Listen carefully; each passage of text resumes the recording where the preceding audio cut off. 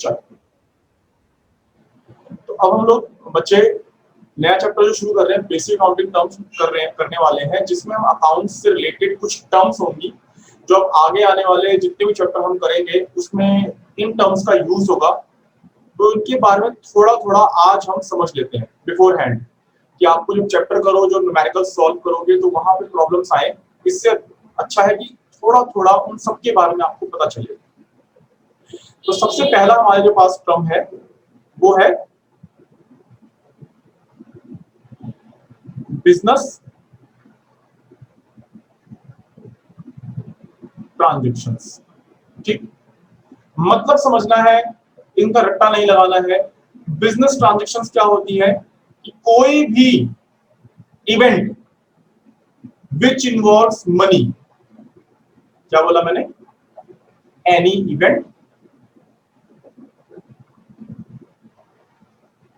Which involves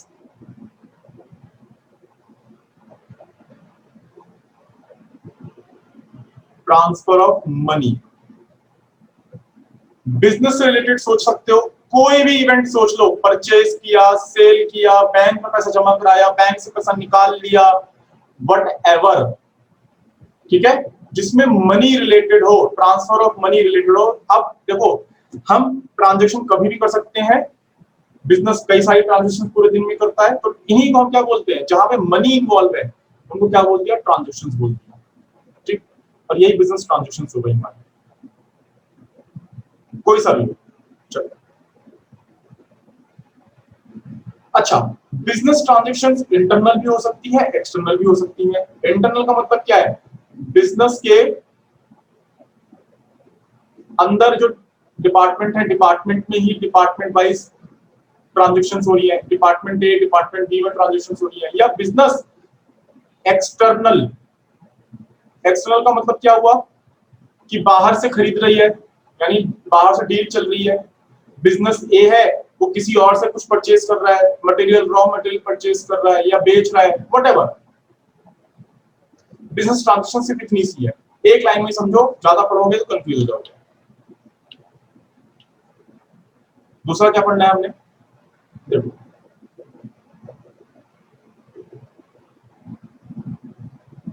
account. Account क्या होता है, अकाउंट बेसिकली क्या होता है, जो हमने भी बिजनेस ट्रांजेक्शंस पढ़ी ना, इनको रिकॉर्ड करना।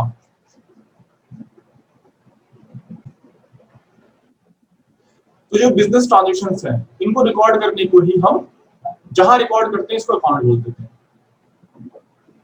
ठीक, रिकॉर्डेड, रिकॉर्डेड इन पर्टिकुलर। तो क्या बोल रहा हूं मैं, कैश और क्रेडिट। क्रेडिट का मतलब आप लोगों ने बहुत बार पढ़ा भी हुआ है, आपने किसी की दुकान पे आके लिखा हो, देखा होगा, नो क्रेडिट अलाउड, सुना है ना, या देखा होगा। तो जो नो क्रेडिट अलाउड अलाउड है, उसी को हम बोलते हैं उधार, बेसिकली उधार ट्रांजेक्शन।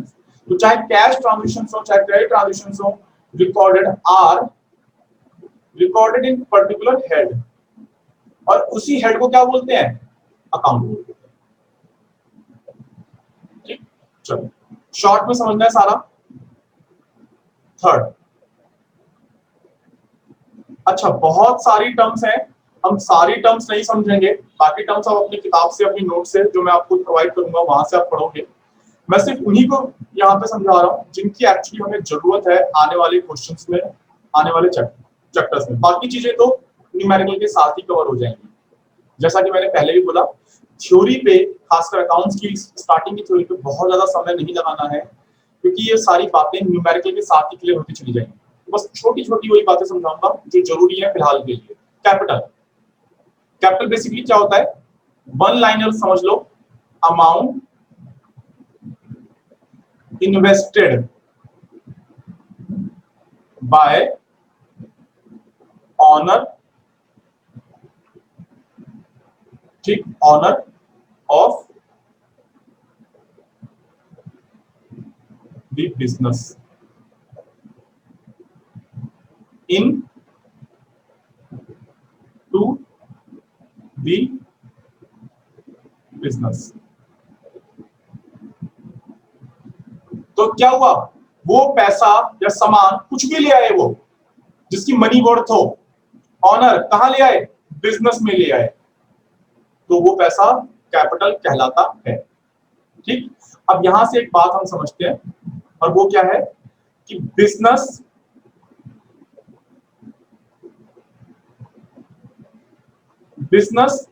और ऑनर दोनों एक सेपरेट एंटिटी है। एंटिटी का मतलब हो गया जिसकी अपनी एक अलग एग्जिस्टेंस होती है दूसरे से। जैसे मेरी एग्जिस्टेंस अलग है, आपकी एग्जिस्टेंस अलग है। मेरा एक पर्टिकुलर नाम है, उससे जाना जाता हूं, आपका एक पर्टिकुलर नाम है, आप उससे जाने जाते हैं, राइट। यानी सबका जो एग्जिस्टेंस है, अस्तित्व जिसे हिंदी में बोलते हैं, हम सबका अस्तित्व अलग अलग है ना। सेम केस यहां पे है कि बिजनेस और ऑनर का फॉर लीगल पर्पस सेपरेट यानी अलग अस्तित्व माना जाता है। बिजनेस अलग है, ऑनर अलग है। तो बेसिकली बिजनेस क्या होता है, बिजनेस को हम बोलते हैं आर्टिफिशियल पर्सन। क्या बोलते हैं, आर्टिफिशियल पर्सन। लीगल तौर पे देखने के लिए, कानूनी रूप से देखने के लिए। तो देयरफॉर ऑनर बिजनेस को कुछ भी दे रहा है जिसकी मनी वर्थ हो, उसको कैपिटल बोला जाता है। आगे चलते हैं। Fourth, drawings. ड्राइंग्स को समझते हैं। ड्राइंग्स क्या होती है, अगेन कैपिटल में हमने क्या समझा कि अगर वो कुछ भी दे रहा है, चाहे कैश दे रहा हो, चाहे सामान दे रहा हो, सामान को अब हम आज से, अगर कुछ भी सामान की बात होगी, फिलहाल अब से हम उसको गुड्स पढ़ा करेंगे। क्या पढ़ेंगे, गुड्स पढ़ेंगे। अगर कोई वो बिल्डिंग, मशीनरी, लैंड ये सब लेके आया है तो हम उनको उसके नाम से पढ़ेंगे। फिलहाल अभी अंडरस्टैंडिंग के लिए हम गुड्स बोल देंगे। तो अगर पार्टनर कह लो या ऑनर कह लो, कुछ भी सामान वगैरह लेके आ रहा है, कैश लेके आ रहा है, बैंक में पैसा जमा करा रहा है बिजनेस के, तो कैपिटल हो गई। इसी का उल्टा अगर देखें तो बिजनेस में से पैसा निकाल ले फॉर पर्सनल यूज, अमाउंट और गुड्स विथड्रॉन। विथड्रॉन का मतलब होता है निकालना, निकाल लिया। From the business by proprietor.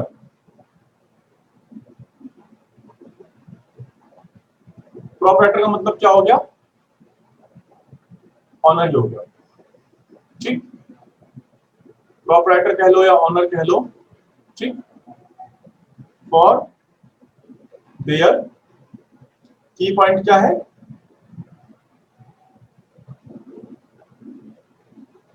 Personal use.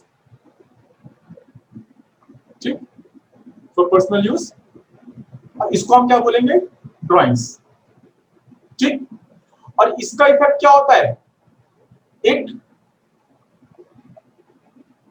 reduces the capital of the honour.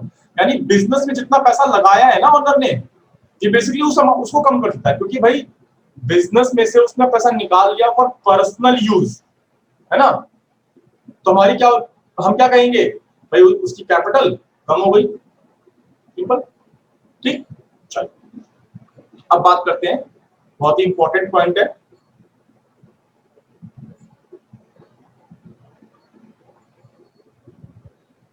Liabilities.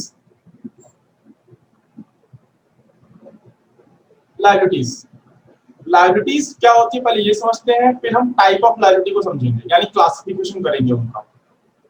तो लायबिलिटीज मेरी क्या होती है, एक लाइन में अगर समझना हो, रिस्क,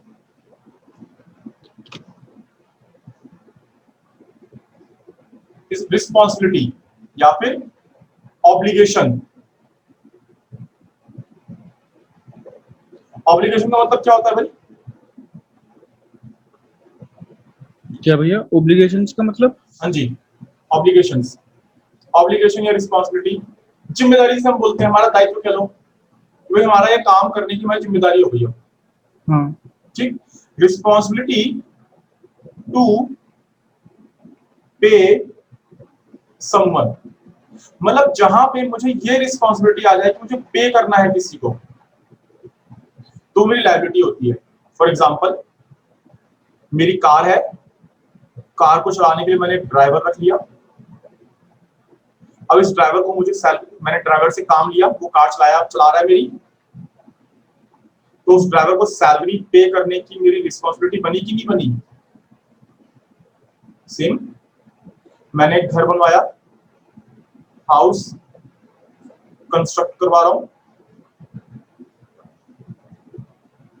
तो जो मजदूर है, जो लेबर है, उसको पे करने की रिस्पॉन्सिबिलिटी बनती है कि नहीं बनती मेरी? आजकल के जमाने का एग्जांपल ले लेते हैं, आप लोगों का बहुत अच्छे समझ में आएगा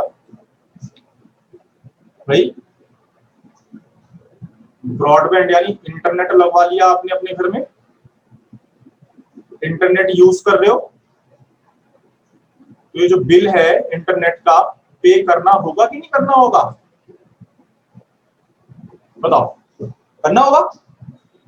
तो जहां जहां आपकी रिस्पॉन्सिबिलिटी बनती है, ऑब्लिगेशन बना क्या, पे करने का, for the services you acquire या गुड्स यू परचेज, वहां लायबिलिटी है। अब लायबिलिटी का क्लासिफिकेशन देख लेते हैं जी। तो हमारी जो लायबिलिटी होती है वो मेजरली हम दो पार्ट में बांट देते हैं।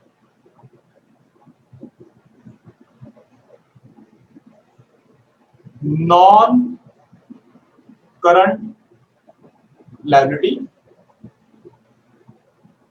और करंट लायबिलिटी। पहले तो बिल्कुल ही सिंपल सेंस में समझ लो, जो सुनते ही दिमाग में घुस जाए, और वो ये, नॉन करंट का मतलब long term liability,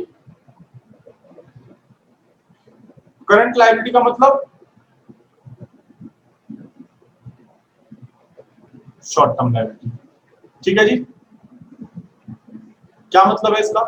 long term liability वो कि जो जिसका पीरियड 1 साल से ज्यादा हो,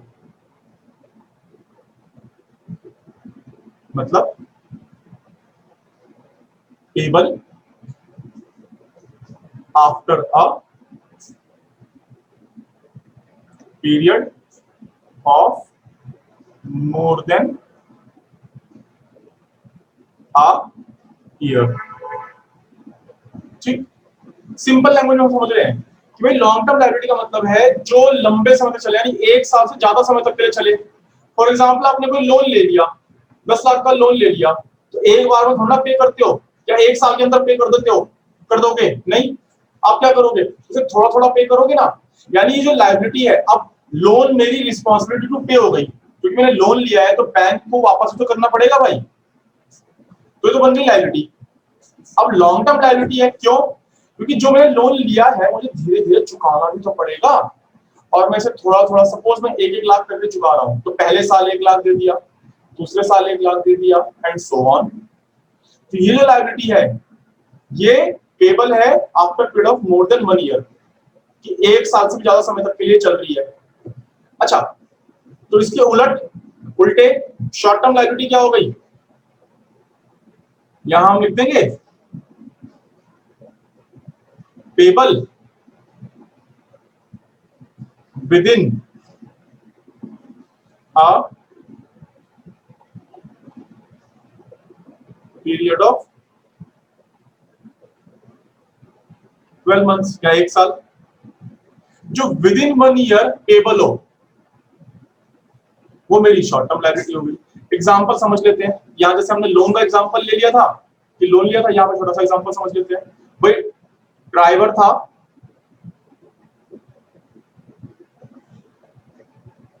ड्राइवर से आपने काम करवा लिया।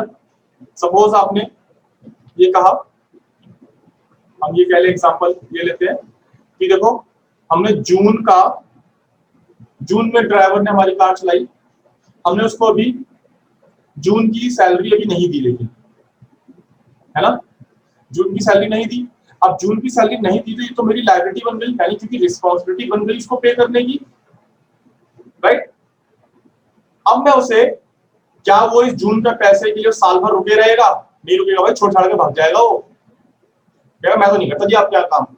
तो हद से हद हम या तो जून का पैसा जुलाई में दे देंगे, बहुत करेंगे अगस्त में दे देंगे, इससे ज्यादा तो हाथ पैर खड़े कर देगा अपने, तो मैं तो काम नहीं करूंगा, अब आप मेरे को पहले पैसा दो मेरे को, है ना। तो वही चीज है ना। अब देखो ये हमारी जो लाइब्रेरी है 1 साल के अंदर ही पेबल हो गई, विद इन 1 ईयर।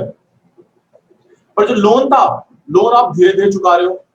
सपोज जून में आप आके आपने जुलाई में पेमेंट कर दी तो लाइब्रेरी खत्म हो गई, जून का पैसा जुलाई में आके आपने पे कर दिया तो लाइब्रेरी खत्म। तो ये payable with in 1 year short term library, ऐसी लाइब्रेरी जो पेबल विद इन 1 ईयर हो शॉर्ट टर्म लाइब्रेरी, जो लॉन्ग टर्म हो यानी payable for more than 1 year तो लॉन्ग टर्म लाइब्रेरी। चलो नेक्स्ट क्लास में हम लोग क्या करेंगे,